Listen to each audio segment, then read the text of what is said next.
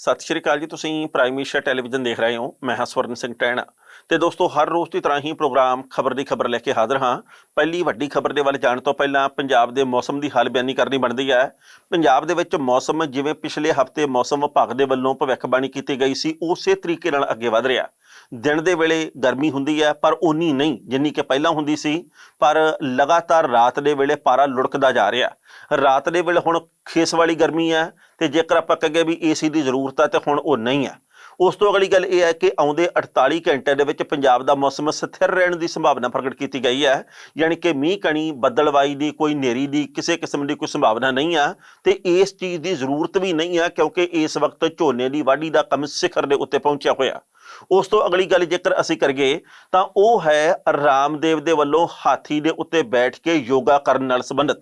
असीं समय समय के उत्ते एक गल रामदेव के मूहों भी सुनी है तो उदा भी अपनी निजी जिंदगी दे विच सब नूं ढाल के रखनी चाहिए है कि बंदे नूं जमीन नाल जुड़ के रहना चाहिए।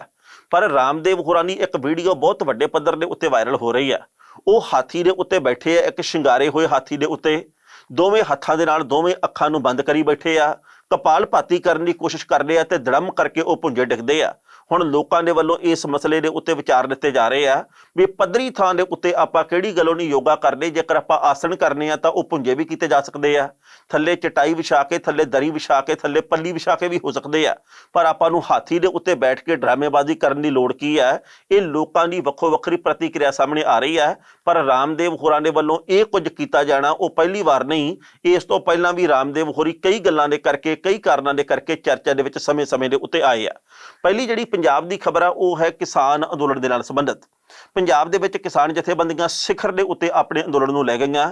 पर जिवें असीं बहुत वार इसे प्रोग्राम दे विच इस गल दा डर प्रगटाया भी जदों सिखर दे वल अंदोलन वध रिहा होवे तां उदों लंमे अंदोलन दे विच कई कारण बण जांदे आ जिहदे करके तड़क हो जांदी है। बिल्कुल उहो जिहियां गल्लां हुण सामने आउण लगीआं। अज दी ताज़ा खबर एक तां इह प्राप्त होई है कि भारतीय किसान यूनीयन एकता उगराहां दे वल्लों कह दित्ता गया कि असीं रेल दीआं पटड़ियां तो अपने धरने चुक लेने आ। उन्होंने ये गल कही है जी कि यह अंदोलन लंबा चलना तो इनू एक नवा मोड़ घटाउण की जरूरत हैगी है ते असीं रेल दीआं लीहां तो धरने चुक के ते बीजेपी के नेतावां दे घरां दे मूहरे प्रदर्शन करांगे, घरां दे मूहरे धरने लावांगे। उस तो अगली गल यह है कि लंघे कल पंजाब दीआं किसान जथेबंदियां दी एक चंडीगढ़ दे विच मीटिंग हुई है। इस मीटिंग दे विच फैसला किया गया कि अज यानी कि 14 तरीक नूं दिल्ली दे विच 7 मैंबरी वफद है जिहड़ा वो केंद्र नूं मिलूगा, क्योंकि केंद्र दे वल्लों पिछले दिनी एक चिट्ठी भेजी गई सी पंजाब दीआं किसान जथेबंदियां नूं कि 14 तरीक नूं आओ ते आपां मिल के गलबात करदे आ खेती कानूनां दे मुतलक। हुण 7 मैंबरी वफद दे पल्ले की पैंदा कि ये गल समझाउण दे विच कामयाब केंद्री मंत्रियां नूं हुंदे आ जां खेतीबाड़ी महकमे दे अधिकारी इन्हां नूं कोई गल समझाउण दे विच कामयाब हुंदे आ। इहदे बाबत कुछ घंटिਆਂ बाद जानकारी शायद सब दे सामने आ जानी है। पर यह गल कही है अज बलवीर सिंह राजेवाल होरां ने, जिहड़े कि भारतीय किसान यूनीयन राजेवाल दे आगू आ। उन्होंने कहा जी कि एक तो पंजाब दे विचों कोई कोला नहीं खत्म होण लग्या, कोई यूरिया ते कोई DAP खाद नहीं खत्म होण लगी।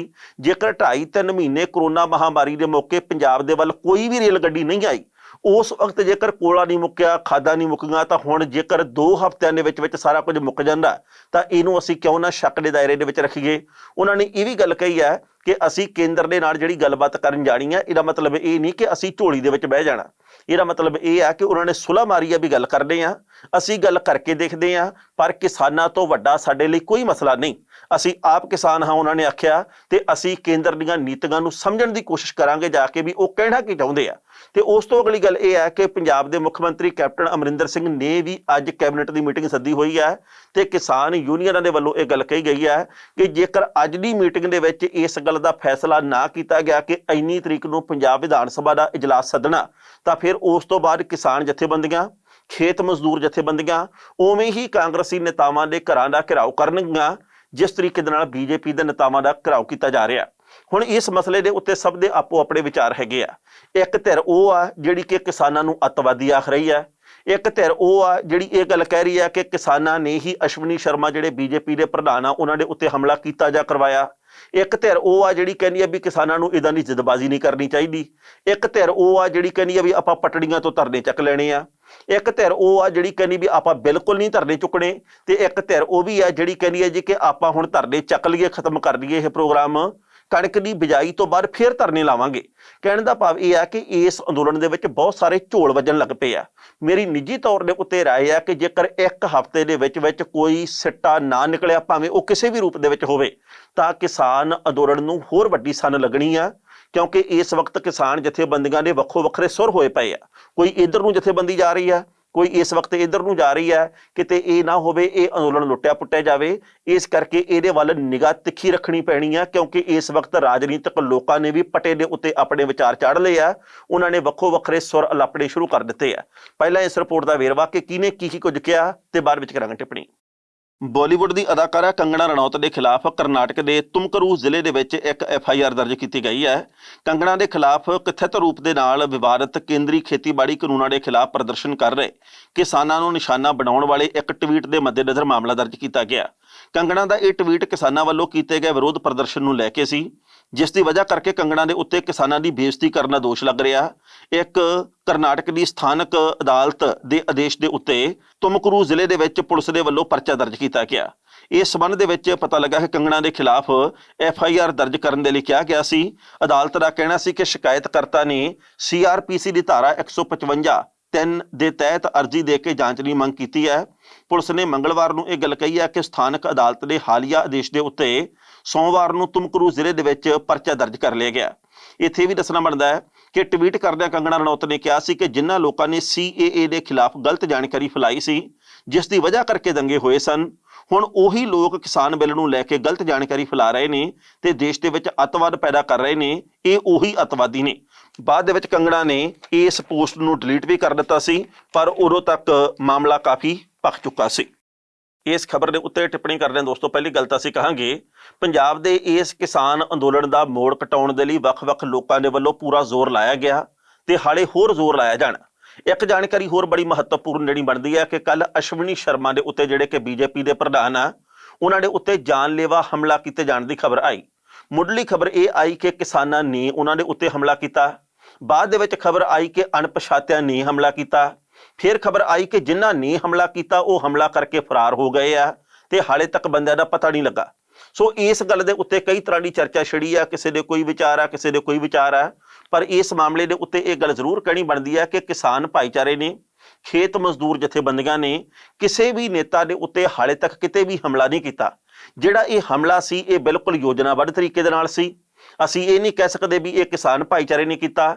BJP ਨੇ ਵੀ ਇਹ ਗੱਲ ਕਹਿਣੀ ਸ਼ੁਰੂ ਕੀਤੀ ਹੈ ਕਿ ਇਹ ਕੈਪਟਨ ਅਮਰਿੰਦਰ ਸਿੰਘ ਦੇ ਇਸ਼ਾਰੇ ਦੇ ਉੱਤੇ ਕਰਵਾਇਆ ਗਿਆ ਹਮਲਾ, ਕਿਉਂਕਿ ਉਹ ਇਸ ਵਕਤ ਆਪਣੇ ਆਪ ਨੂੰ ਉਭਾਰਨਾ ਚਾਹੁੰਦੇ ਆ ਤੇ BJP ਨੂੰ ਉਹਨਾਂ ਦੇ ਵੱਲੋਂ ਸੱਟ ਮਾਰਨ ਦੀ ਕੋਸ਼ਿਸ਼ ਕੀਤੀ ਜਾ ਰਹੀ ਹੈ।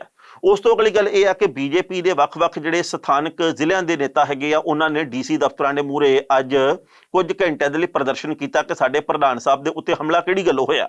ਪਰ ਤੁਸੀਂ ਇਹ ਸੋਚ ਕੇ ਦੇਖੋ ਕਿ ਰਾਜਨੀਤੀ ਕਿਸ ਪੱਧਰ ਦੀ ਚੱਲ ਰਹੀ ਹੈ। ਇਸ ਵਕਤ BJP ਦੇ ਵੱਲੋਂ ਗੱਲ ਕਹੀ ਜਾ ਰਹੀ ਹੈ ਕਿ ਕਾਂਗਰਸ ਦੇ ਵੱਲੋਂ ਸਾਡੇ ਉੱਤੇ ਹਮਲਾ ਕਰਵਾਇਆ ਗਿਆ। ਕੈਪਟਨ ਅਮਰਿੰਦਰ ਸਿੰਘ ਇਹ ਗੱਲ ਕਹਿੰਦੇ ਜੀ ਕਿ ਹਾਲੇ ਅਸੀਂ ਵਿਧਾਨ ਸਭਾ ਦਾ ਇਜਲਾਸ ਨਹੀਂ ਸੱਦ ਸਕਦੇ ਤੇ ਅਕਾਲੀ ਦਲ ਦੇ ਵੱਲੋਂ ਇਹ ਗੱਲ ਕਹੀ ਗਈ ਹੈ ਕਿ ਜੇਕਰ ਤੁਸੀਂ 7 ਦਿਨ ਦੇ ਅੰਦਰ ਇਜਲਾਸ ਦਾ ਕੋਈ ਫੈਸਲਾ ਨਾ ਕੀਤਾ ਤਾਂ ਫਿਰ ਅਸੀਂ ਆਪਣੇ ਤਰੀਕੇ ਦਾ ਪ੍ਰਦਰਸ਼ਨ ਸ਼ੁਰੂ ਕਰਨਾ। ਕਿਸਾਨ ਜਥੇਬੰਦੀਆਂ ਇਸ ਗੱਲ ਦੀ ਮੰਗ ਪਿਛਲੇ ਕਈ ਦਿਨਾਂ ਤੋਂ ਕਰ ਰਹੀਆਂ ਕਿ 15 ਤਰੀਕ ਤੱਕ ਦਾ ਅਸੀਂ ਅਲਟੀਮੇਟਮ ਦਿੰਦੇ ਆ, ਵਿਧਾਨ ਸਭਾ ਦਾ ਇਜਲਾਸ ਸੱਦਿਆ ਜਾਵੇ। ਕੈਪਟਨ ਅਮਰਿੰਦਰ ਸਿੰਘ ਪਹਿਲਾਂ ਖੁਦ ਕਹਿੰਦੇ ਸੀ ਕਿ ਅਸੀਂ ਇਜਲਾਸ ਸੱਦਾਂਗੇ, ਬਾਅਦ ਦੇ ਵਿੱਚ ਉਹ ਆਨਾਕਾਨੀ ਜੀ ਕਰਨ ਲੱਗ ਪਏ।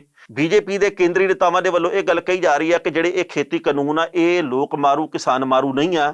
ਸੋ ਤੁਸੀਂ ਇਹ ਦੇਖੋ ਕਿ ਕਿਸਾਨਾਂ ਦੇ ਅੰਦੋਲਨ ਦੇ ਬਰਾਬਰ ਖਬਰਾਂ ਕਿਹੋ ਜਿਹੀਆਂ ਖੜੀਆਂ ਹੋ ਰਹੀਆਂ। ਰਾਜਨੀਤਿਕ ਲੋਕਾਂ ਦੇ ਵੱਲੋਂ ਕਦੇ ਕੋਈ ਸ਼ੁਰਲੀ, ਕਦੇ ਕੋਈ ਸ਼ੁਰਲੀ, ਕਦੇ ਕੋਈ ਸ਼ੁਰਲੀ ਛੱਡੀ ਜਾ ਰਹੀ ਹੈ। ਅਸੀਂ ਮੁੱਢ ਤੋਂ ਲੈ ਕੇ ਹੁਣ ਤੱਕ ਇਸ ਗੱਲ ਨੂੰ ਵਾਰ-ਵਾਰ ਦੁਹਰਾਉਂਦੇ ਆ ਰਹੇ ਹਾਂ ਕਿ ਕਿਸਾਨ ਅੰਦੋਲਨ ਨੂੰ ਚੌਂ ਪਾਸਿਓਂ ਘੇਰਾ ਪੈਂਦਾ ਜਾ ਰਿਹਾ। ਕਿਸਾਨ ਅੰਦੋਲਨ ਨੂੰ ਹਾਲੇ ਹੋਰ ਘੇਰਾ ਪੈਣਾ। ਤੁਸੀਂ ਇਹ ਦੇਖੋ ਵੀ 10-12 ਦਿਨ ਪਹਿਲਾਂ ਜਿਹੜੇ ਇਹ ਕਿਸਾਨ ਅੰਦੋਲਨ ਆ, ਜਿਹੜੇ ਇਹ ਧਰਨੇ ਮੁਜ਼ਾਹਰੇ ਸੀ, ਉਹਨਾਂ ਦੀ ਰੂਪਰੇਖਾ ਕੀ ਸੀ ਤੇ ਇਸ ਵਕਤ ਇਹਨਾਂ ਧਰਨਿਆਂ ਮੁਜ਼ਾਹਰਿਆਂ ਦੀ ਰੂਪਰੇਖਾ ਕੀ ਆ। ਹੌਲੀ-ਹੌਲੀ ਇਹਨਾਂ ਧਰਨਿਆਂ ਦੇ ਵਿੱਚ ਕੁਝ ਕਿ ਇਹੋ ਜਿਹੇ ਲੋਕ ਵੜ ਗਏ ਜਿਹੜੇ ਕਿ ਸਿਰਫ ਸੈਲਫੀਆਂ ਵਾਲੇ ਆ, ਜਿਨ੍ਹਾਂ ਨੇ ਸਿਰਫ ਫੋਟੋਆਂ ਖਿਚਵਾਉਣੀਆਂ। ਪੱਤਰਕਾਰ ਭਾਈਚਾਰੇ ਦੇ ਕਈ ਲੋਕ ਵੀ ਉਹੋ ਜਿਹੇ ਆ। ਕੋਈ ਕਲਾਕਾਰ ਗਿਆ ਉਹਦੀਆਂ ਨਾਸਾਂ ਦੇ ਵਿੱਚ ਮਾਈਕ ਤੁਰਨ ਨੂੰ ਫਿਰਦੇ ਰਹਿੰਦੇ ਆ। ਉਹ ਇਹ ਨਹੀਂ ਸੋਚਦੇ ਕਿ ਇਸ ਧਰਨੇ ਦੀ ਸਾਰਥਿਕਤਾ ਕੀ ਆ। ਉਹ ਇਹ ਨਹੀਂ ਸੋਚਦੇ ਕਿ ਇਸ ਵਕਤ ਅਸੀਂ ਕਿਸਾਨ ਦੇ ਵਿਚਾਰ ਲੱਗੇ। ਉਹ ਜਾ ਕੇ ਮੂਹਰੇ ਕਰ ਦਿੰਦੇ ਮਾਈਕ ਵੀ ਆਹ ਮਸ਼ਹੂਰ ਹਸਤੀ ਆ ਤੇ ਆਪਾਂ ਇਹਦੀ ਬਾਈਟ ਲੱਗੇ, ਆਪਾਂ ਇਹਦੇ ਵਿਚਾਰ ਲੱਗੇ ਤੇ ਸਾਡੀ ਖਬਰ ਫਿਰ ਵੱਡੀ ਬਣ ਜਾਣੀ ਆ। ਜਦ ਕਿ ਚਾਹੀਦਾ ਇਹ ਆ ਕਿ ਜਿਹੜਾ ਵੀ ਅੰਦੋਲਨ ਹੋਵੇ, ਜਿਹੜਾ ਵੀ ਮਸਲਾ ਹੋਵੇ, ਉਹਦੀ ਗੰਭੀਰਤਾ ਦੇ ਮੁਤਾਬਕ ਸਵਾਲ ਕੀਤੇ ਜਾਣ ਤੇ ਉਸ ਵਿਸ਼ੇ ਦੇ ਨਾਲ ਸੰਬੰਧਿਤ ਵਿਅਕਤੀ ਨੂੰ ਸਵਾਲ ਕੀਤੇ ਜਾਣ। ਸੋ ਇਸ ਵਕਤ ਕਿਸਾਨ ਅੰਦੋਲਨ ਖਿੰਡਦਾ ਜਾ ਰਿਹਾ। ਅਸੀਂ ਚਾਹੁੰਦੇ ਹਾਂ ਨਿੱਜੀ ਤੌਰ ਦੇ ਉੱਤੇ ਸਾਡੇ ਦਿਲ ਦੇ ਵਿੱਚੋਂ ਇਹ ਹੂਕ ਨਿਕਲਦੀ ਆ ਕਿ ਇਹ ਅੰਦੋਲਨ ਨਾ ਖਿੰਡੇ, ਪਰ ਜਿਹੋ ਜਿਹੇ ਲੋਕ ਅੰਦਰ ਘੁਸਪੈਠ ਕਰ ਗਏ ਆ, ਜਿਸ ਤਰੀਕੇ ਦੇ ਨਾਲ ਵੱਖੋ ਵੱਖਰੇ ਸੁਰ ਕਿਸਾਨ ਜਥੇਬੰਦੀਆਂ ਦੇ ਆ, ਹੁਣ ਇਹ ਗੱਲ ਕਹੀ ਨਹੀਂ ਜਾ ਸਕਦੀ ਕਿ ਲੰਮਾ ਸਮਾਂ ਇਹ ਅੰਦੋਲਨ ਏਕਤਾ ਦੇ ਨਾਲ ਅੱਗੇ ਵਧੂਗਾ। ਜਦੋਂ ਕੰਗਣਾ ਰਣੌਤ ਦੇ ਵੱਲੋਂ ਟਵੀਟ ਕਰਕੇ ਇਹ ਗੱਲ ਕਹੀ ਗਈ ਸੀ ਕਿ ਜੇਕਰ ਕੋਈ ਨਾ ਸਮਝ ਹੋਵੇ ਤਾਂ ਉਹਨੂੰ ਸਮਝਾਇਆ ਜਾ ਸਕਦਾ, ਜੇਕਰ ਕੋਈ ਇਸ ਤਰੀਕੇ ਦਾ ਹੋਵੇ ਤਾਂ ਉਹਨੂੰ ਇਦਾਂ ਕੀਤਾ ਜਾ ਸਕਦਾ, ਪਰ ਮੋਦੀ ਸਾਹਿਬ ਜਿਹੜੇ ਕਿ ਜਾਣਬੁੱਝ ਕੇ ਨਾਟਕ ਕਰਦੇ ਹੁਣ ਨਾ ਸਮਝ ਹੋਣ ਦਾ ਤੇ ਆਹ ਕੁਝ ਕਰਨ ਦਾ, ਤੇ ਉਹਨਾਂ ਨੂੰ ਅਸੀਂ ਕੀ ਕਹਿ ਸਕਦੇ, ਤੁਸੀਂ ਕਿਵੇਂ ਸਮਝਾ ਸਕਦੇ ਆ? ਇਹ ਉਹੀ ਲੋਕ ਨੇ ਜਿਨ੍ਹਾਂ ਨੇ CAA ਦੇ ਮਾਮਲੇ ਦੇ ਉੱਤੇ ਬਹੁਤ ਹੁੜਦੰਗ ਮਚਾਇਆ, ਇਹ ਉਹੀ ਅੱਤਵਾਦੀ ਨੇ ਜਿਨ੍ਹਾਂ ਨੇ ਇਦਾਂ ਕੀਤਾ, ਤੇ ਹੁਣ ਇਹ ਕਿਸਾਨ ਅੰਦੋਲਨ ਦੇ ਮਾਮਲੇ ਦੇ ਉੱਤੇ ਆਹ ਗੱਲਾਂ ਕਰ ਰਹੇ ਆ। ਇਹ ਗੱਲ ਜਦੋਂ ਕੰਗਣਾ ਦੇ ਵੱਲੋਂ ਕਹੀ ਗਈ ਤਾਂ ਇਹ ਸਿੱਧੇ ਤੌਰ ਦੇ ਉੱਤੇ ਸੰਕੇਤ ਸੀ ਕਿ ਪੰਜਾਬ ਦੇ ਕਿਸਾਨ, ਕਿਉਂਕਿ ਇਸ ਵਕਤ ਸਭ ਤੋਂ ਜ਼ਬਰਦਸਤ ਰੂਪ ਦੇ ਵਿੱਚ ਅੰਦੋਲਨ ਕਰ ਰਹੇ ਆ, ਇਹ ਸਾਡੇ ਪੰਜਾਬ ਦੀ ਕਿਸਾਨੀ ਨੂੰ ਅੱਤਵਾਦ ਕਿਹਾ ਗਿਆ, ਇਹਨਾਂ ਨੂੰ ਅੱਤਵਾਦ ਦੇ ਨਾਲ ਜੋੜਿਆ ਗਿਆ।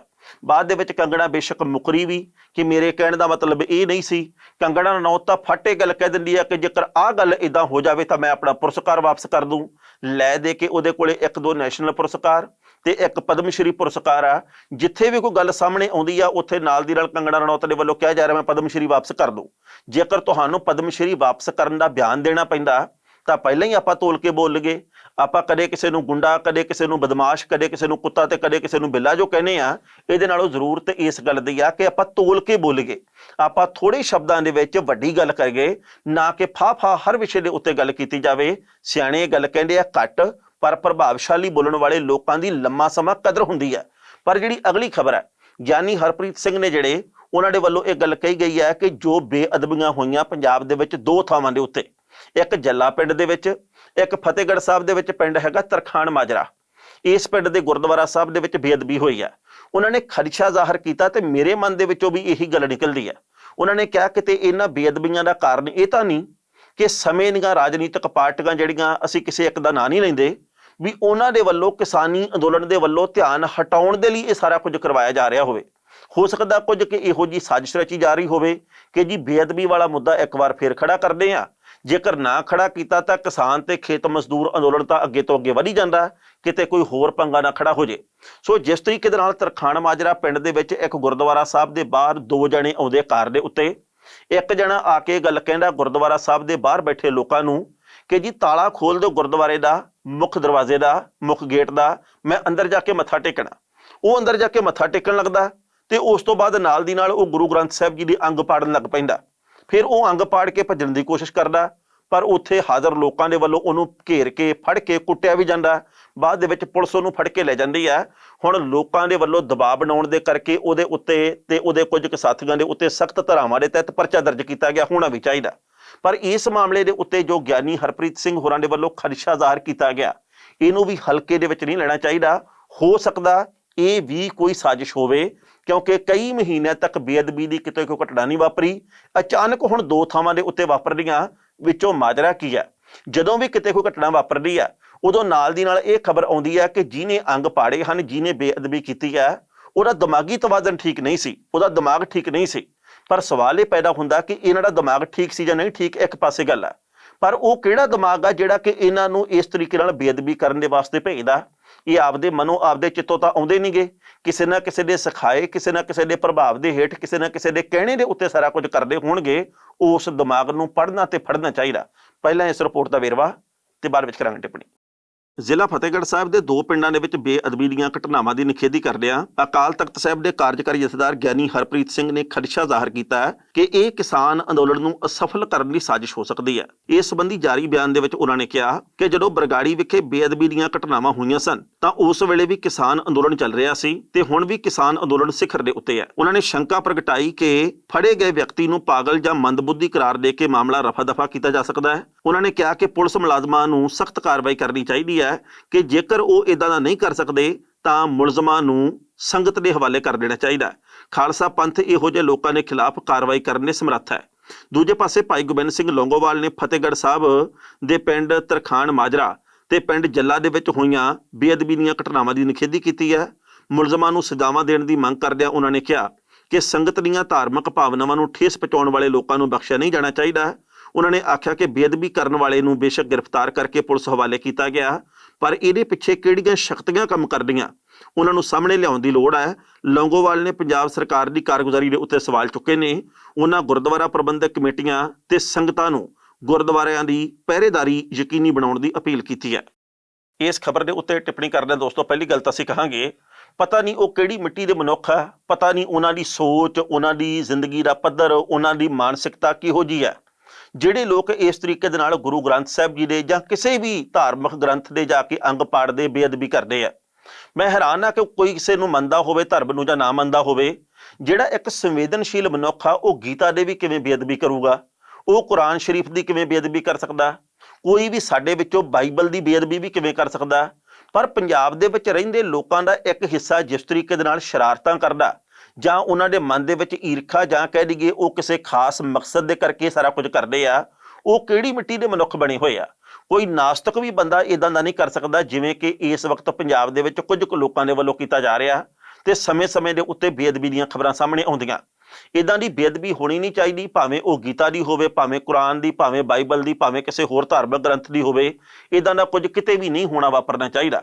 ਪਰ ਜਿਹੜੀਆਂ ਗੱਲਾਂ ਭਾਈ ਗੋਬਿੰਦ ਸਿੰਘ ਲੌਂਗੋਵਾਲ ਤੇ ਗਿਆਨੀ ਹਰਪ੍ਰੀਤ ਸਿੰਘ ਹੋਰਾਂ ਨੇ ਕਹੀਆਂ, ਇਹਨਾਂ ਨੂੰ ਮੈਂ ਗਲਤ ਨਿੱਜੀ ਤੌਰ ਦੇ ਉੱਤੇ ਇਸ ਕਰਕੇ ਨਹੀਂ ਮੰਨਦਾ ਕਿਉਂਕਿ ਜਦੋਂ ਰਾਜਨੀਤਿਕ ਲੋਕਾਂ ਦੇ ਵੱਲੋਂ ਬਹੁਤ ਕੁਝ ਕੀਤੇ ਜਾਣ ਦੀਆਂ ਖਬਰਾਂ ਪ੍ਰਾਪਤ ਹੋ ਰਹੀਆਂ ਕਿ ਕਿਸਾਨ ਸੰਘਰਸ਼ ਤਾਰਪੀੜੋ ਹੋ ਜੇ, ਉਦੋਂ ਇਹੋ ਜਿਹੀਆਂ ਸ਼ਰਾਰਤਾਂ ਵੀ ਕੀਤੀਆਂ ਜਾਂ ਕਰਵਾਈਆਂ ਜਾ ਸਕਦੀਆਂ।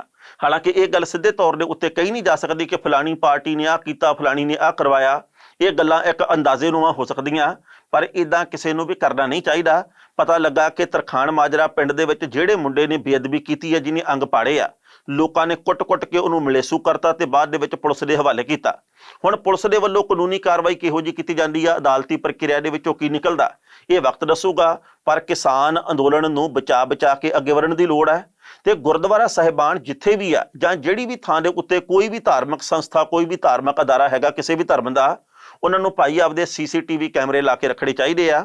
ਇਸ ਕਰਕੇ ਕਿਉਂਕਿ ਬਾਅਦ ਦੇ ਵਿੱਚ ਆਪਸ ਦੇ ਵਿੱਚ ਲੜਾਈ ਝਗੜਾ ਨਾ ਹੋਵੇ, ਕਿਉਂਕਿ ਬਾਅਦ ਦੇ ਵਿੱਚ ਸ਼ੱਕ ਦੇ ਆਧਾਰ ਦੇ ਉੱਤੇ ਕਈ ਥਾਵਾਂ ਦੇ ਉੱਤੇ ਕਾਰਵਾਈ ਦੀ ਮੰਗ ਕੀਤੀ ਜਾਂਦੀ ਹੈ।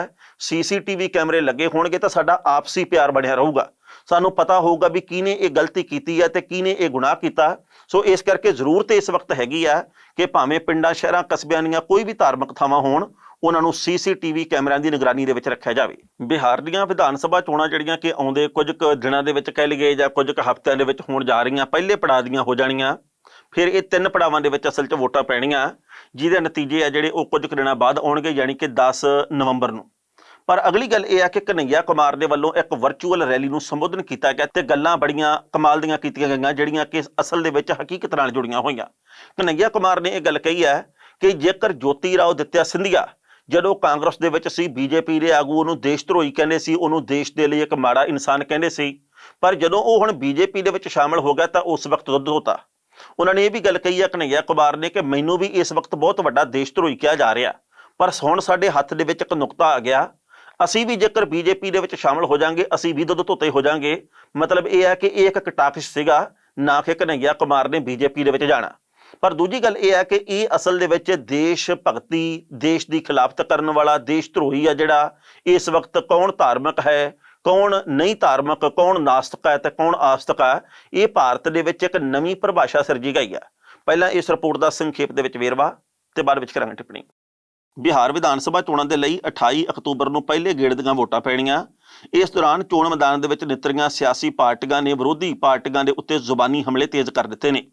ਭਾਜਪਾ ਦੇ ਉੱਤੇ ਤਿੱਖਾ ਹਮਲਾ ਹੁਣ CPI ਦੇ ਨੇਤਾ ਕਨ੍ਹਈਆ ਕੁਮਾਰ ਨੇ ਕੀਤਾ ਤੇ ਉਹਨਾਂ ਨੇ ਕਿਹਾ ਕਿ ਜੋਤੀ ਰਾਓ ਸਿੰਧੀਆ ਜਦੋਂ ਕਾਂਗਰਸ ਦੇ ਵਿੱਚ ਸਨ ਉਦੋਂ ਉਹਨਾਂ ਨੂੰ ਇੱਕ ਬੁਰਾ ਵਿਅਕਤੀ ਕਿਹਾ ਜਾਂਦਾ ਸੀ, ਉਹ ਭਾਜਪਾ ਦੇ ਵਿੱਚ ਜਾਂਦੇ ਹੀ ਪਾਕ ਸਾਫ਼ ਹੋ ਗਏ। ਇਸ ਲਈ ਹੁਣ ਅਸੀਂ ਵੀ ਆਖ ਦਿੱਤਾ ਕਿ ਜੇ ਤੁਸੀਂ ਜ਼ਿਆਦਾ ਦੇਸ਼ ਧਰੋਹੀ ਸਾਨੂੰ ਕਿਹਾ ਤਾਂ ਅਸੀਂ ਵੀ ਭਾਜਪਾ ਦੇ ਵਿੱਚ ਸ਼ਾਮਲ ਹੋ ਜਾਵਾਂਗੇ, ਤਦ ਮੇਰੇ ਉੱਤੇ ਲੱਗੇ ਸਾਰੇ ਦੋਸ਼ ਵੀ ਧੋਤੇ ਜਾਣਗੇ ਤੇ ਮੈਂ ਵੀ ਪਾਕ ਸਾਫ਼ ਹੋ ਜਾਵਾਂਗਾ।